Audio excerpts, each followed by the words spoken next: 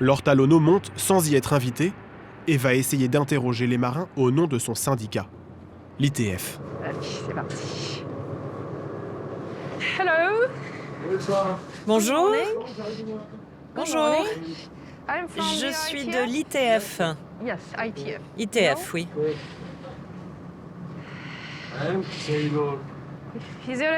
Est-ce que vous avez des problèmes à bord? Des problèmes? Non. Non? Vous n'avez pas de problème pour être payé? Non. Non. Non, pas de problème. Ok. Hello. Bonjour, je suis l'officier de pont. Enchanté. Je suis de l'ITF. Voici ma carte. Yes, thank you. Merci. Est-ce que c'est possible de voir le commandant? Merci.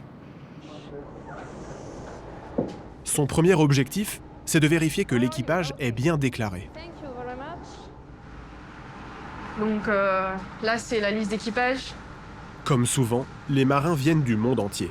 So, Turkish, Azerbaïdjan, Georgian and Turkish. Hello. Bonjour. Yes, I would like to, Je voudrais vous parler pour une petite visite de routine.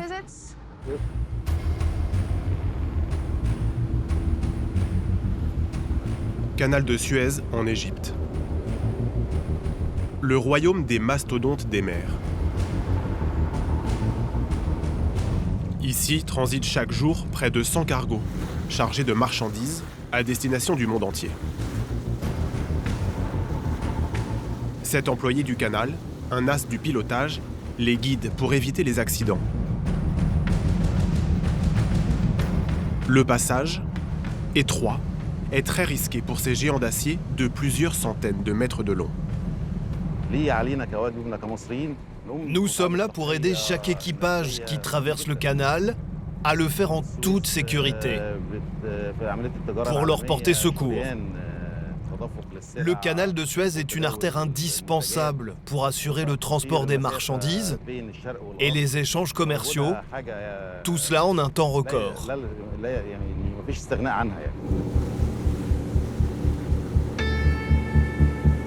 Quand il prend les commandes, le pilote n'a pas le droit à l'erreur. Un produit sur 10 consommé sur Terre passe par ici. Alors en cas d'embouteillage, c'est le commerce mondial qui tangue.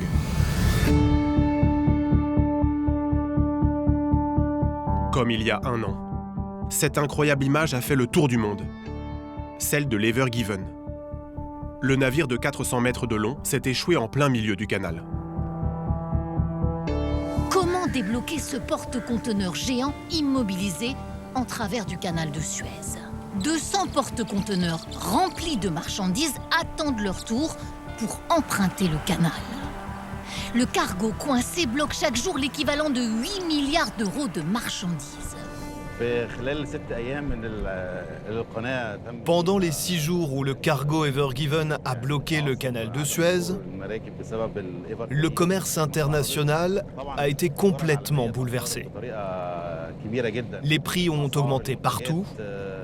Toute la planète était comme figée. Face à l'ampleur de la crise, le monde entier a alors pris conscience de l'importance du canal de Suez. C'est un passage commercial stratégique. Il est irremplaçable. En délocalisant à l'autre bout de la planète, nous sommes devenus dépendants de ces géants des mers et de leurs précieux containers.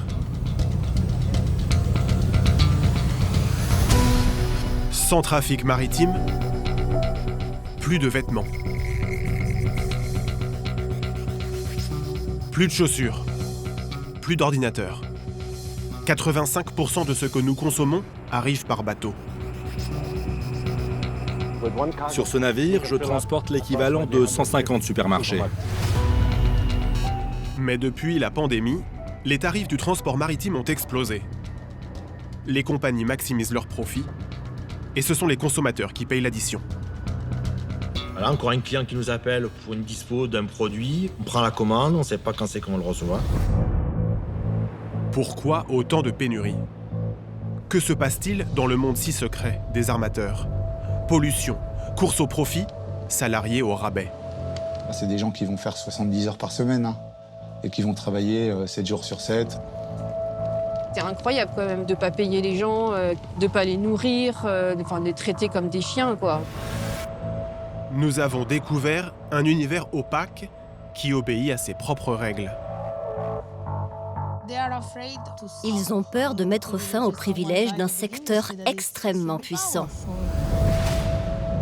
Un univers aux mains de quelques multinationales toutes puissantes.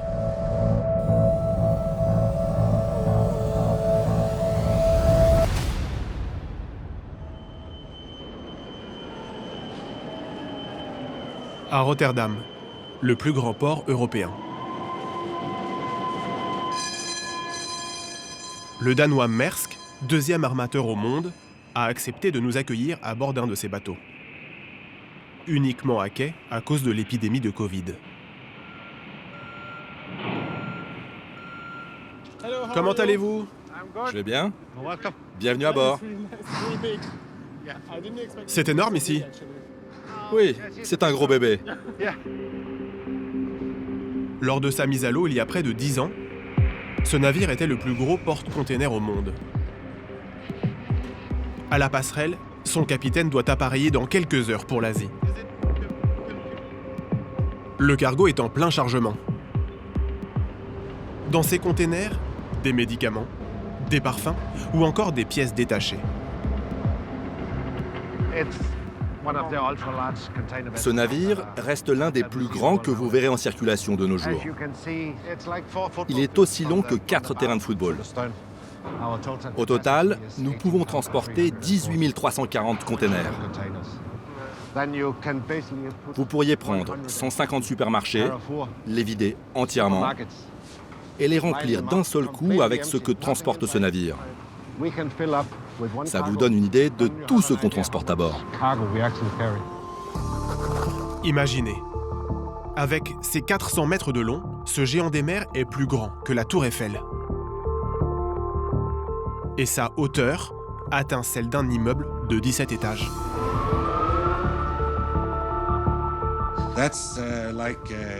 Ça, c'est comme le volant de votre voiture. On s'en sert pour manœuvrer dans le port. C'est un officier qui a la charge de tenir le gouvernail. Et ça, c'est le pilote automatique pour le grand large. On le contrôle avec ça. 1 degré à tribord, 1 degré à bâbord. 5 à tribord, 5 à bâbord. C'est la partie la moins compliquée de mon job. Le capitaine embarque pour 3 mois et une quinzaine d'escales. 40 000 km à une vitesse d'environ 30 km/h. Et vous savez combien vous transportez? À pleine charge, on transporte normalement pour plus de 600 millions d'euros. C'est pas mal d'argent, hein? Il garde le sourire, mais c'est loin d'être simple. Après des semaines de paralysie liées à l'épidémie de Covid, les ports seraient selon lui incapables de faire face à la reprise du trafic, engorgés par des milliers de containers. Nous avons des problèmes d'approvisionnement. Dans les supermarchés, dans les magasins d'électronique, les gens ne peuvent plus acheter leur télévision, leurs légumes frais ou leurs meubles de jardin pour les beaux jours. Tout est bloqué dans les ports et tous les navires attendent de pouvoir décharger leurs containers pour qu'ils puissent être acheminés vers les entrepôts et les grandes surfaces. À l'image de cet impressionnant embouteillage en septembre dernier au large du port de Los Angeles. Une soixantaine de cargos pleins à craquer a dû patienter plusieurs jours avant de pouvoir décharger.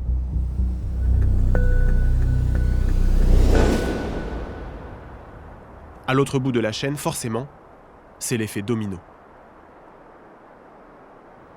Monsieur, bonjour. Est-ce que je peux vous renseigner? Alors, oui, c'est pour monsieur. On est venu pour un VTT en semi-rigide. D'accord. Près d'Avignon, ce vendeur de vélos n'a pas été livré depuis des jours. Je pense que ce sera plus le coloris. Difficile de satisfaire ses clients.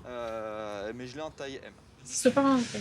Non, alors là, en taille L de ce coloris-là, je l'ai pas. Non. Donc pas le coloris. Non, malheureusement, j'ai pas ça. Il lui reste ces quelques vélos d'exposition. Mais plus rien en stock. Ils manque toujours soit une fourche, il manque toujours un amortisseur. On a un autre fournisseur, il nous livre pas les vélos parce qu'il manque les pneus. Il manque toujours une petite pièce pour pas qu'on se fasse livrer le vélo. Tous les jours, le commerçant appelle un de ses fournisseurs à une demi-heure de chez lui. C'est parti. MTB, bonjour. Je cherche quoi comme guidon en quelle hauteur? Mais de ce côté-ci, même constat. Ouais, alors là, j'ai pas de délai de livraison. J'ai des trucs qui doivent arriver ce mois-ci, mais je sais pas quoi exactement. Et je saurai le jour J, quoi. Je t'appelle dès que c'est là, ok? Ça va, super, merci. À bientôt, ciao. En ce moment, c'est... En ce moment, on va dire que c'est rock'n'roll. Hein. Voilà, encore un client qui nous appelle pour une dispo d'un produit. On prend la commande, on ne sait pas quand c'est qu'on le reçoit. Estelle et Olivier Clérici n'ont pas pu honorer 200 commandes. 100 000 € de chiffre d'affaires en moins. Ça c'est vide, ça c'est vide. Celui-là, il est fini aussi. Si quelqu'un veut une moitié de pédalier, je peux lui donner. Ils font venir l'essentiel de leurs marchandises d'Asie par bateau. Les délais de livraison sont passés de 2 mois à 1 an et les tarifs ont flambé. On a multiplié par 5 le prix d'un container sur la dernière livraison, quoi. Donc, il arrive un moment où il faut prendre... C'est-à-dire on pourrait presque être limite à laisser la marchandise à quai, en fait, parce que ça augmente tellement que ça devient que c'est pas vendable chez nous.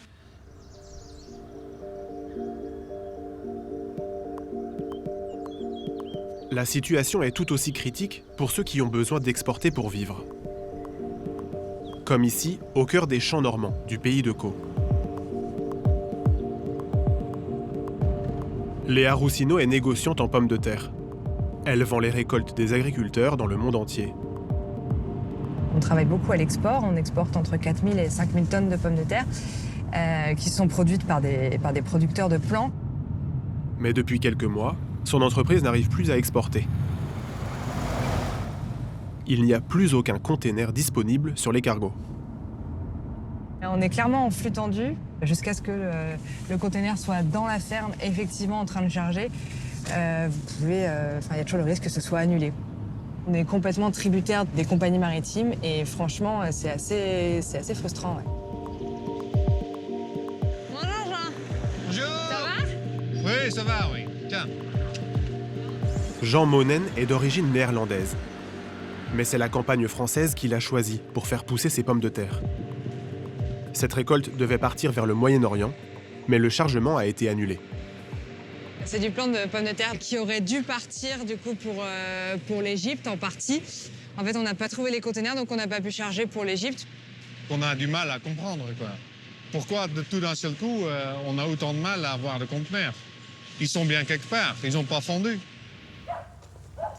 Pour trouver une nouvelle destination pour la récolte de Jean Monen, Léa Roussino appelle un transitaire. Un intermédiaire avec lequel elle travaille régulièrement, qui doit lui trouver de la place dans un container. Pour l'agriculteur et la négociante, ce sont des dizaines de milliers d'euros qui sont en jeu. Allô? Ouais, bonjour. Je t'appelais juste pour savoir où est-ce qu'on en était sur les containers, parce que je crois qu'au Maroc, on a été encore décalé là.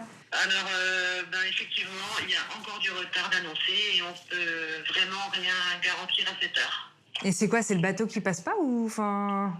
Si, celui-là, il vient et j'avais vérifié, il était déjà dans les ports du Nord la semaine dernière. Mais tout est décalé, tout est retardé. Ça promet? Des mauvaises nouvelles encore. Hein. Ça démoralise tout le monde, quoi. C'est nous, PME, qui vont payer le pot cassé en partie. Parce que tant que notre marchandise ne parte pas, on n'a rien. Hein. Face à cette situation inédite, ces producteurs ont décidé d'exporter 2 fois moins l'année prochaine.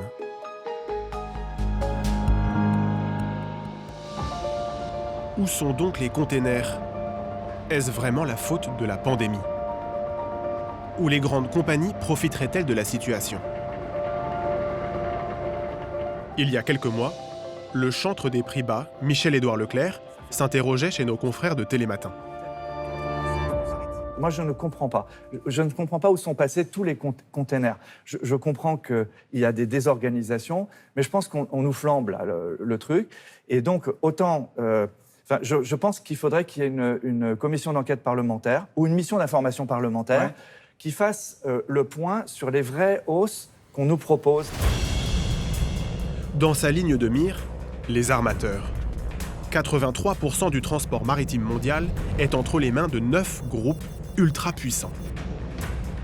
Les 3 premiers sont tous européens, comme la compagnie française CMA-CGM. En pleine pandémie, en 2021, les bénéfices du secteur ont été multipliés par 6, plus de 130 milliards d'euros. Les armateurs entretiendraient-ils la désorganisation pour faire monter les prix ?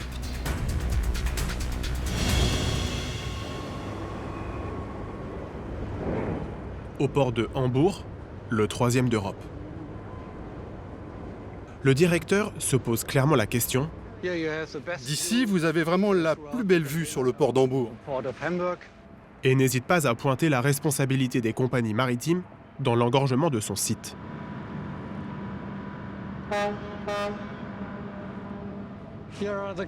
Voilà les containers qui doivent être exportés.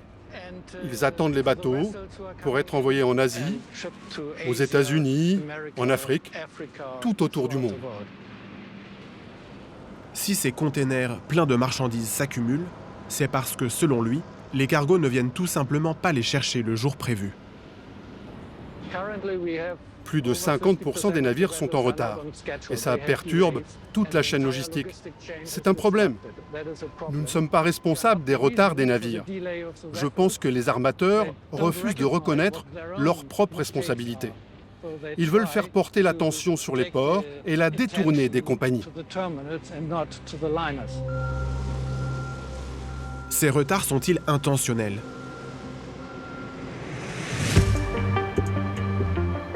Olaf Merck est économiste. Ce spécialiste du transport maritime a passé au crible les itinéraires de centaines de cargos. Il a fait une découverte. Un blank sailing, c'est simplement une annulation d'un service. Par exemple, il y a une rotation de port qui se fait chaque semaine. Un blank sailing, ça veut dire que pour une semaine, ils vont dire bon, cette semaine-là, il n'y a pas ce service. Le blank sailing est une pratique légale en cas d'avarie ou de retard à rattraper. Mais il y a 2 ans, cette pratique a explosé dans des proportions presque suspectes. En 2019, sur 100 escales prévues dans le monde, 82 étaient honorées. Un chiffre qui tombe à 67 en 2021, selon une étude britannique. Mathématiquement, il y a donc moins de capacité de transport pour les containers. Le constat, il est assez simple. Les prix ont augmenté. Par exemple, sur Asie-Europe, les prix de 1 000 € pour transporter un conteneur, bon, là, on est à plus que 10 000 par conteneur. Vous pensez que c'est une stratégie de la part des entreprises maritimes ? Ça, je ne sais pas. On peut supposer. Vous êtes le seul à vous poser ces questions ? Non. Non, je ne suis pas le seul. Il y a surtout beaucoup de clients qui se demandent ce qui se passe. Sous couvert d'anonymat, plusieurs professionnels du secteur que nous avons joints dénoncent le recours des armateurs à l'annulation d'escales pour gonfler les prix selon eux. Comme cet exportateur, l'un des leaders mondiaux du textile. Le Sri Lanka a toujours été un port sans problème. Mais depuis le Covid, les armateurs ont commencé à pratiquer le blank sailing. Parfois, ils annulent un bateau 24 heures à l'avance. Du coup, à cause du manque de capacité, les prix ont automatiquement explosé. Nous, ce qu'on constate, c'est que les compagnies peuvent augmenter les prix et diminuer les capacités de transport comme elles le veulent. Et si on regarde de plus près, elles s'en mettent plein les poches. Elles font leurs propres lois. C'est comme une mafia. Et l'Union européenne laisse faire. À la fin du compte, c'est le consommateur comme vous et moi qui passe à la caisse. Nous avons contacté le syndicat international des armateurs sur cette mise en cause. Par mail, il décline toute responsabilité et pointe du doigt les ports congestionnés. Tous les navires disponibles sont sur l'eau, mais ne sont pas utilisés efficacement à cause de problèmes dans les ports. Même son de cloche à Rotterdam, où lors de notre visite, nous avions interrogé le directeur européen de l'armateur danois Maersk sur ce sujet sensible. Nous avons remis tous nos navires en circulation. Nous avons même repoussé la mise à la casse de certains navires pour faire face à la situation. Nous passons notre temps à essayer de trouver tous les bateaux disponibles, mais il n'y en a pas. Nous ne faisons pas de blank sailing. Les armateurs l'assurent. Ils sont aussi des victimes de la crise. Pourtant, aux États-Unis, le gouvernement vient d'ouvrir une enquête sur les suspicions d'entente sur les prix entre armateurs. Mais à Bruxelles, rien ne bouge. Au grand désespoir de la directrice du syndicat des travailleurs du transport, qui a saisi la Commission européenne à plusieurs reprises. Je pense que ces dernières années, j'ai dû envoyer 6 ou 7 courriers. Par exemple, cette lettre a été adressée le 14 septembre dernier pour demander une enquête sur le comportement et les pratiques des porte-containers pendant la pandémie. Nous pensons qu'il y a de nombreux abus, des pratiques que nous condamnons. Et nous avons reçu cette réponse très formelle de la Commission, disant qu'ils étaient au courant des perturbations, au courant qu'il y avait des problèmes, mais que c'était normal en raison des circonstances exceptionnelles. Alors ils n'ont pas lancé d'investigation. La Commission ne s'est pourtant pas privée de passer au crible d'autres secteurs pendant le Covid. Ils l'ont fait dans l'aviation. Ils ont convoqué un tour de table pour définir le futur du secteur et comment sortir de la crise. Alors pourquoi ne se penchent-ils pas sur le secteur maritime? Parce que c'est la vache sacrée, intouchable. Parce qu'ils ont peur de stopper les privilèges d'une industrie extrêmement puissante et extrêmement influente. À Bruxelles, la commissaire européenne à la concurrence a déclaré qu'il n'y avait pas lieu d'ouvrir une enquête sur les pratiques commerciales.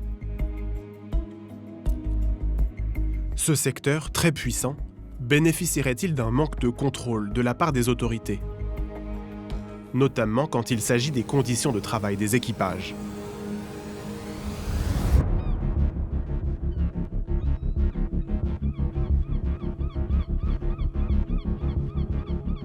En Bretagne, le port de Saint-Malo accueille des cargos du monde entier. Laure Talonneau y vient régulièrement pour tenter de monter à bord des navires en escale. Elle n'est pas inspectrice du travail, mais syndicaliste. Sa mission ? Alerter si les droits des marins ne sont pas respectés. On tire toutes les conditions par le bas des marins. On veut les payer le moins cher possible. Puis faire du profit. Et donc, il faut lutter contre ça. C'est incroyable quand même de ne pas payer les gens qui travaillent pour vous, de ne pas les nourrir, de les traiter comme des chiens, quoi. Ça, c'est pas normal. La syndicaliste choisit les bateaux qu'elle visite en fonction de leur pavillon, c'est-à-dire du pays où ils sont immatriculés. Les propriétaires peuvent enregistrer leurs navires dans des pays peu regardants, là où la fiscalité est avantageuse et le droit du travail minimaliste. On appelle ça les pavillons de complaisance. Ce jour-là, c'est le Vanuatu, un petit archipel du Pacifique, qui a retenu son attention. Un pavillon très peu protecteur pour les marins. C'est un navire, on voit, qui bat pavillon du Vanuatu, donc qui est un mauvais pavillon, qui est classé 50e sur 70. Et donc c'est un navire qui a 25 ans. Ça veut dire que c'est un navire qui est vieux, qui a changé 5 fois de pavillon, 7 fois d'armateur. Donc on sait déjà que c'est un navire où il y a sûrement des problèmes à bord. Ce cargo est arrivé d'Égypte dans la nuit. Il décharge de l'engrais. Laure Talonneau monte sans y être invité et va essayer d'interroger les marins au nom de son syndicat, l'ITF. c'est parti. Hello. Bonjour. Bonjour. I'm from Je the suis ITF. de l'ITF. Yes, ITF. ITF, oui. Is there any problem? Est-ce que vous avez des problèmes à bord? Des problèmes? Non. Non? Vous n'avez pas de problème pour être payé? No? Non. Non, pas de problème. Ok. Hello. Bonjour, je suis l'officier de pont. Okay, nice to meet you. I'm Enchantée. from ITF. Je suis de l'ITF. This is my Voici ma phone. carte. Yes, thank you. Merci. Est-ce que c'est possible de voir le commandant? Thank you. Merci. Son premier objectif, c'est de vérifier que l'équipage est bien déclaré. Thank you very much. Donc là, c'est la liste d'équipage. Comme souvent, les marins viennent du monde entier. So Turkish, Azerbaïdjan, Georgian and Turkish. Hello. Bonjour. Yes, I would like to Je voudrais vous parler pour une petite visite de routine. All right. La syndicaliste n'a aucun pouvoir, ni de contrôle, ni de sanction. Mais elle y va au bluff. Who is a charterer? C'est qui l'affréteur? Qui est l'affréteur? From which Il est country, turc? is it? Turc. So Turkish charterer. Ok, turc. I want to know Je who veux is the savoir big boss. qui est le patron. I think Je this crois one, que c'est yeah? lui. Non, celui-là est le big boss. Elle va éplucher les papiers du navire. Donc ça, c'est, selon le pavillon, l'effectif minimal du navire. Donc là, 11 marins. L'intérêt des pavillons de complaisance, c'est justement de mettre un effectif le plus bas possible. Ce même navire, sous un bon pavillon, il aurait un effectif beaucoup plus important, en fait. C'est la raison d'être des pavillons de complaisance, en fait. C'est de payer moins de marins et moins cher. Donc ça, c'est un marin qualifié qui a un salaire de base de 522 $. C'est un salaire qui est bien dessous, qui est très, très inférieur aux standards internationaux. Non, 2,72 $ par heure, c'est un salaire qui est beaucoup trop bas. On ne peut pas accepter. Ça arrive souvent? Oui, ça arrive souvent. En 10 ans d'inspection, l'Ortalono a bien compris que pour les armateurs, toutes les économies sont bonnes à prendre. Alors, les légumes. Oh vache. Et, le poireau, les feuilles, on voit qu'ils ne datent pas d'hier, quoi. Là, c'est pareil, le chou, ça pourrit. Voilà comment on nourrit un équipage. Mais c'est révélateur, en fait, comment on traite les marins. C'est un des indices, en fait. Quand on voit qu'il n'y a pas de bouffe, en quantité suffisante, en qualité suffisante, on sait que l'équipage est pas bien traité, en fait. Avant de partir, elle demande au capitaine d'appeler l'armateur. Elle aimerait qu'il signe la convention collective de son syndicat pour mieux protéger les salariés. L'armateur ne sait pas qu'il est sur haut-parleur. Mais pourquoi tu m'appelles? Ils m'ont dit qu'ils voulaient monter à bord. Qu'est-ce que je pouvais faire? Je vais te dire un truc. En Allemagne, au port de Hambourg, on ne les a pas laissés monter à bord. Je t'ai dit de ne pas les laisser monter. Comment ils ont fait? Je monte pas la garde à l'entrée du bateau. Débrouille-toi, trouve une solution. Après sa visite, l'Ortalono a envoyé un rapport aux autorités portuaires pour signaler que les marins ne reçoivent pas à temps leur salaire et qu'ils n'ont ni eau chaude ni nourriture fraîche. Mais il n'aura pas de suite.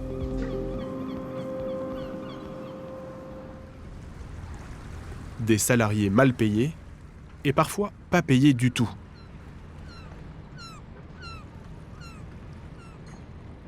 En Roumanie, dans le port de Constanța, ce navire est immobilisé depuis plus d'1 an, avec à son bord 4 hommes privés de salaire depuis des mois.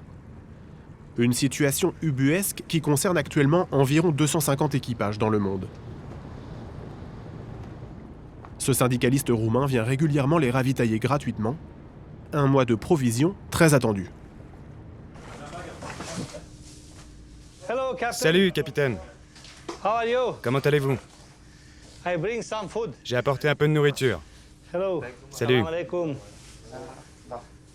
Je le mets dans la cuisine. Laisse ici, on va ranger. Poulet, orange, des fruits, des bananes, des légumes, de l'eau, De quoi petit déjeuner et du lait. Et si vous avez besoin d'autre chose, vous pouvez m'appeler. Je t'écrirai. C'était il y a 1 an. Le capitaine Abdallah Daha fait escale dans ce port de la mer Noire. Au moment de repartir, les autorités roumaines découvrent que les marins ne reçoivent pas leur salaire. C'est une infraction. Le navire est bloqué. Le a alors préféré abandonner son cargo plutôt que de payer ses employés. Ils sont piégés. Il leur met la pression, sans nourriture, sans électricité, dans de très mauvaises conditions, pour les pousser à abandonner le bateau en renonçant à leur salaire. Le capitaine a embarqué sur ce navire il y a 28 mois. Mais depuis qu'il a été embauché, Abdallah Daha n'a touché que 10% de sa paye. À la fin du mois d'août, il me devait déjà 71 000 €. Et l'armateur vous donnait quelle explication ? Il nous disait « Je vais pas imprimer des billets, j'ai pas d'argent. La situation est compliquée, sois patient, je te paierai la prochaine fois. Au prochain voyage, dans un mois. » Les marins restent à bord pour empêcher le propriétaire de vendre le navire sans les payer. Mais sans visa, ils ont l'interdiction de s'aventurer plus loin que le bout de ce quai. C'est la cabine d'Ahmad. On peut entrer ? Ah, il passe un coup de fil. Depuis quand il est là ? Ah, ça fait 3 ans et demi. Sans descendre du bateau. Avec la même vue, depuis maintenant 1 an. Le mécanicien, Ala Mansour, a 39 ans. Sa fiancée est en Syrie. Il ne l'a pas vue depuis 2 ans et demi. Allô ? Tu dis bonjour à notre nouveau bébé ? Oh, le petit bout d'amour. Dis bonjour à maman. C'est une merveille. Je suis content avec lui, je te jure. Il attend 17 500 € d'arriéré de salaire. Mais c'est toi qui m'as embrouillé. Tu dis que c'est une femelle, moi je dis que c'est un mâle. Je vais l'appeler Doudi. Doudi, c'est beau. Salut Doudi. L'armateur a choisi d'enregistrer ce navire au Panama, le pavillon de complaisance le plus utilisé dans le monde, en raison de sa fiscalité avantageuse et de son manque de contrôle. Et les marins, tous syriens, n'auraient pas été recrutés au hasard.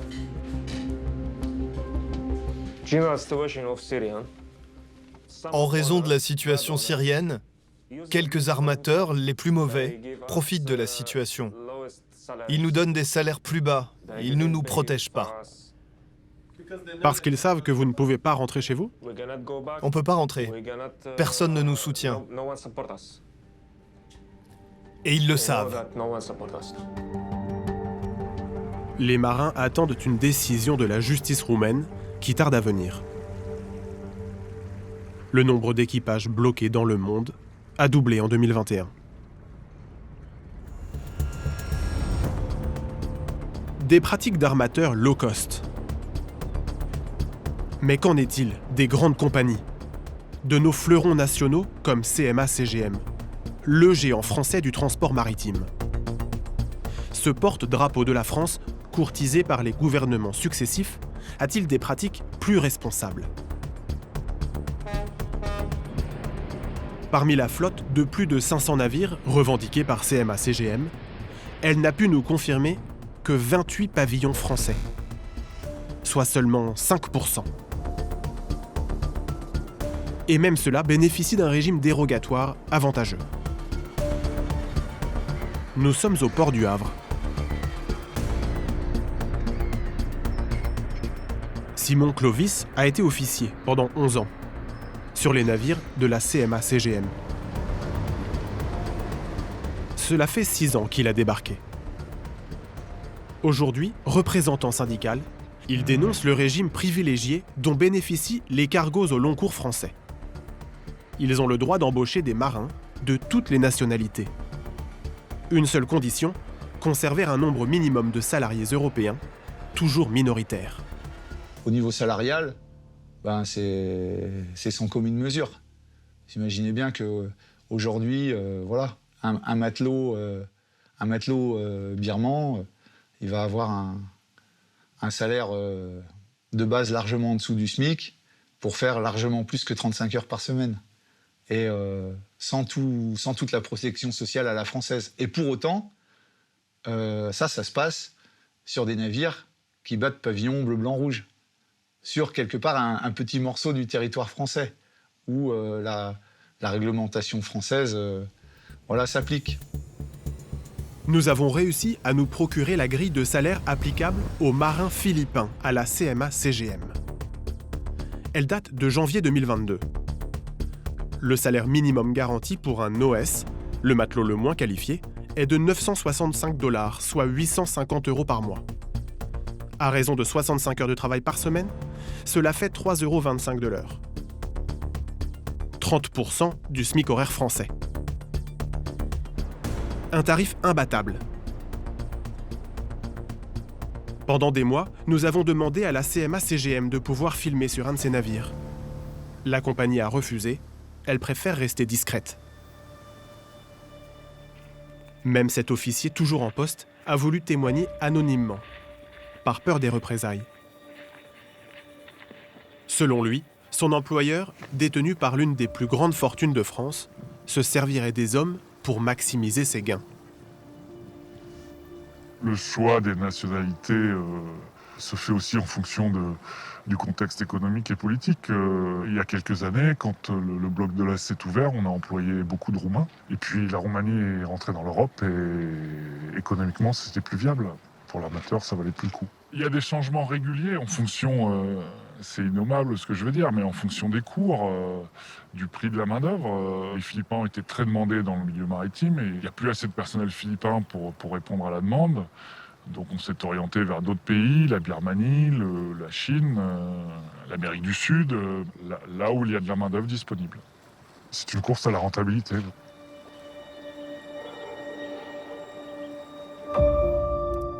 Contacté au sujet du recours à la main-d'œuvre étrangère sur ces cargos français, la compagnie CMA-CGM ne nous a pas répondu sur cette question. Tout est légal. Mais qui fixe les règles du commerce maritime mondial? Nous avons enquêté sur le gendarme du secteur. Et certaines de ses décisions posent de nombreuses questions. C'est un paradis au milieu du Pacifique. Les îles Marshall, menacées par la montée des eaux, ont fait de la lutte contre les navires pollueurs une cause nationale. Et de l'ambassadeur des îles, un messager de leur détresse. Le réchauffement climatique est une menace pour les habitants des îles Marshall. Parce que nous sommes un des 4 atolls les plus plats au monde. On parle là de 2 ou 3 mètres seulement au-dessus de la mer. Nous sommes directement menacés par la montée des eaux. Le réchauffement climatique aura des conséquences terribles sur notre pays. Nous sommes juste une terre fragile, de petites îles. Nous ne pourrons jamais survivre à cela. Alors en août dernier, les îles Marshall soumettent une proposition forte à l'Organisation maritime internationale, l'OMI. C'est l'instance chargée de réguler les questions de pollution des navires. L'Organisation maritime internationale avait défini comme stratégie de diviser par 2 les émissions de gaz à effet de serre d'ici à 2050. Évidemment, notre gouvernement ne s'est pas aligné avec cette position. Nous voulions aller plus loin. Donc l'année dernière, nous avons soumis une nouvelle proposition pour limiter à 0 les émissions d'ici à 2050. Supprimer les émissions de gaz à effet de serre de la flotte mondiale en moins de 30 ans. Un enjeu de taille pour ce secteur, l'un des plus polluants au monde. D'ailleurs, quelques mois plus tard, à la COP26, 14 pays signent une grande déclaration pour s'engager à réduire à zéro les émissions de gaz à effet de serre dans le secteur maritime d'ici 2050, notamment en bataillant à l'OMI pour atteindre ce but. Parmi les signataires, la France. Moins de 2 semaines plus tard, la proposition des îles Marshall est étudiée à l'Organisation maritime internationale. Geneviève van Rossum est nommée par le gouvernement pour représenter la France lors de ces discussions. Mais elle n'a pas soutenu cette mesure. Le zéro émission de gaz à effet de serre d'ici 2050 est rejeté. Elle assume. On souhaite adopter des mesures qui soient acceptables par tous, parce que ces mesures doivent être mises en œuvre par tous sur l'ensemble de la planète. Là, les îles Marshall ont voulu marquer le fait qu'ils voulaient aller plus loin, plus vite. Maintenant, il était clair qu'à ce stade, il n'allait pas nécessairement être suivi sur cette proposition. C'était pas mûr. Un double discours qui exaspère cette observatrice qui a souhaité rester anonyme. Elle a assisté à la discussion sur les émissions de gaz à effet de serre à l'OMI. Je pense que ce sont clairement les intérêts des industries maritimes et pétrolières qui prévalent. Ce n'est pas un secret. C'est comme ça que ça se passe. Et les pays font tout pour préserver le statu quo. Le plus choquant et le plus frustrant, c'est que lors de la dernière réunion de l'OMI, les gens disaient qu'ils n'avaient pas à suivre ce qui s'était dit à la COP, car ce sont deux espaces de négociation qui n'ont rien à voir. Il est clair que l'Organisation maritime internationale est une agence sous emprise. Il y a une présence importante des lobbies industriels. Et ça, c'est un problème. Selon l'ONG Influence Map, un quart des participants aux réunions traitant de l'environnement seraient des industriels. Dans la délégation française, par exemple, sont régulièrement présents Total ou Armateurs de France. Mais selon Geneviève van Rossum, c'est une nécessité. Ce sont les États qui décident. Les États doivent nécessairement travailler avec l'industrie maritime, sinon ça serait la catastrophe. Il serait hautement contre-productif d'imaginer que l'on puisse réglementer un secteur sans avoir le moindre échange avec ceux qui fonctionnent, les opérateurs de ce secteur. C'est inimaginable. Même quand ils ne prennent plus le large, les navires continuent de polluer. Car il faut les démanteler. Certaines grandes compagnies n'hésiteraient pas à s'en débarrasser à l'autre bout du monde. Comme ici, à Alang, en Inde. Des centaines de bateaux viennent s'échouer sur ces plages au mépris des lois internationales qui interdisent l'exportation de déchets toxiques. C'est la technique du beaching. Lancée à pleine allure, la course des rafios s'arrête sur cette plage de 12 km, l'une des plus polluées au monde.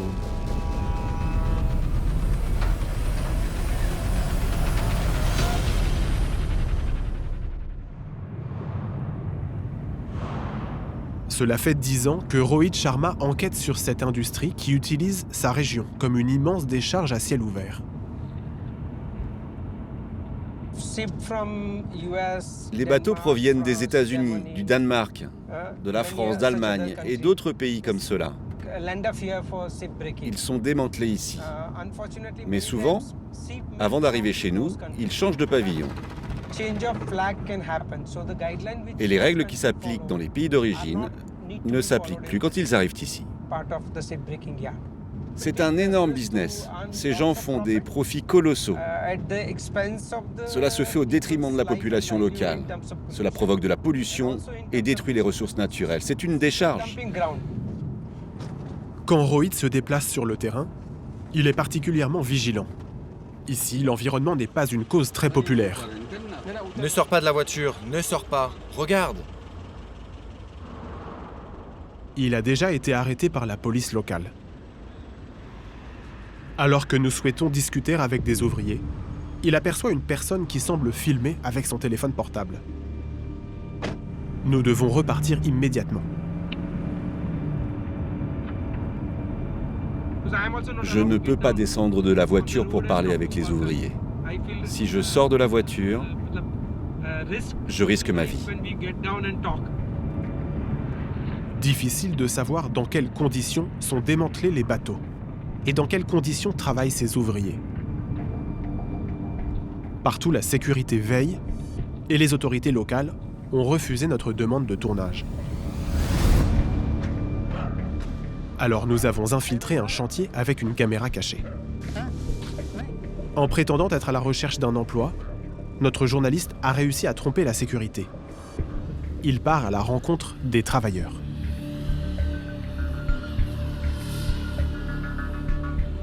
Découpée en morceaux, seule la tôle des bateaux est vendue sur place à des usines pour être recyclée.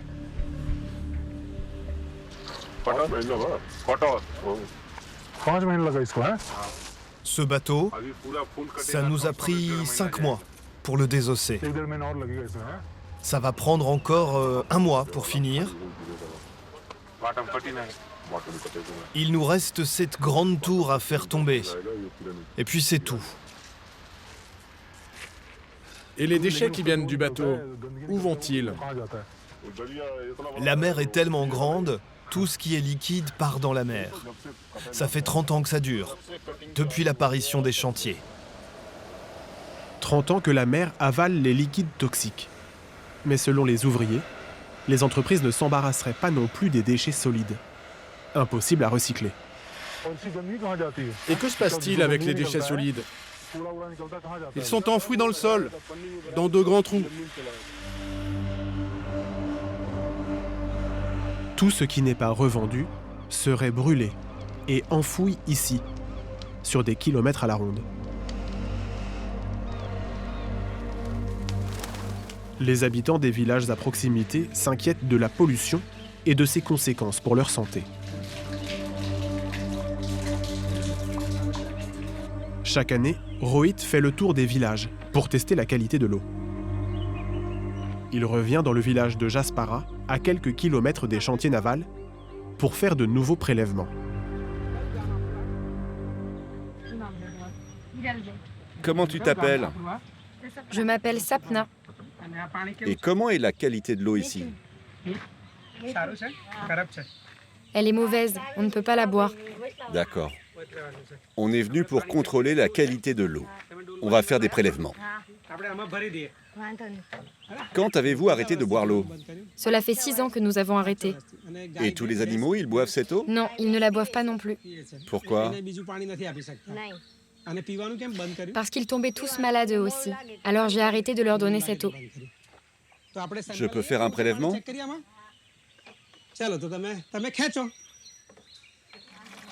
Ce puits a été construit par son grand-père il y a 40 ans. Ils disent que l'eau est polluée à cause des déchets d'Alang qui sont enfouis un peu partout ici. Je vais te montrer. Nous analysons le taux de solide dissous dans l'eau. Il ne devrait pas dépasser 500.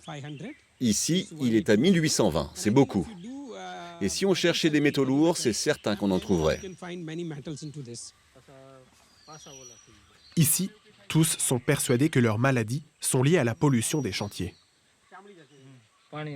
Ma peau est comme ça à cause de l'eau. Ça fait 8 ans que j'ai cette maladie. Je suis triste, bien sûr. Mais qu'est-ce que je peux faire? Je ne suis pas assez puissant pour me battre contre le gouvernement et contre les propriétaires des bateaux. Des propriétaires de bateaux puissants qui parfois se défient des lois. Car l'Europe interdit aux armateurs d'envoyer les navires se faire démanteler à l'autre bout du monde. Une régulation qu'ils parviennent à contourner grâce à des sociétés écrans que l'association Shipbreaking Platform a recensées. Ce dont on s'est rendu compte, c'est que beaucoup de navires sont vendus à ceux qu'on appelle les cash buyers, des intermédiaires qui font venir les navires jusqu'aux plages d'Asie pour revendre les matériaux. Ils utilisent toujours les mêmes méthodes. Et lors de son dernier voyage, le bateau change de nom et de pavillon. Cela rend d'autant plus difficile l'identification des vrais propriétaires.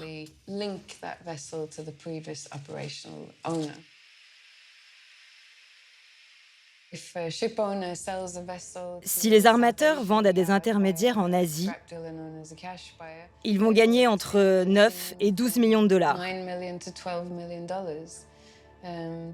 Ils ne gagneront que la moitié s'ils vendent à un chantier turc et un cinquième de la somme s'ils vendent en Europe.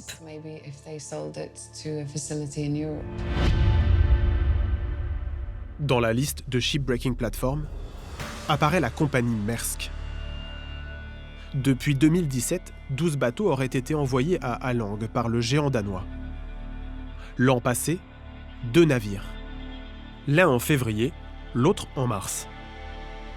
Non sans avoir au préalable changé de pavillon en Égypte et à Hong Kong.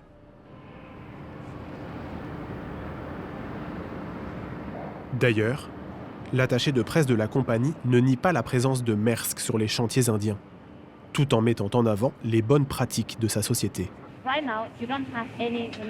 Quand nous envoyons un navire pour être démantelé à Alang, nous nous assurons d'envoyer un représentant de Maersk qui a tout pouvoir pour arrêter les opérations de démantèlement s'il constate des manquements en matière de sécurité ou d'environnement.